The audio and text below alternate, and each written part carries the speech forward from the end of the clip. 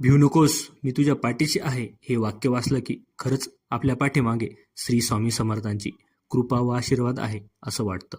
असे काही शब्द कानावर पडले की खूपच सकारात्मक ऊर्जा आपल्याला मिळते.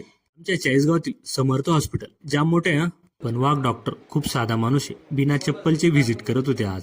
पेशंटची व नातेवाईकांची सर्वांची आपुलकीने विचारपूस करत होते. हे पण भारी वाटलं मला. डॉक्टर असे प्रेमाने बोलले की पेशंट असाच निम्मा बरा होऊन जातो. डॉक्टरांचा लुक बघून मला रवींद्र टागोर असल्यासारखं वाटतं.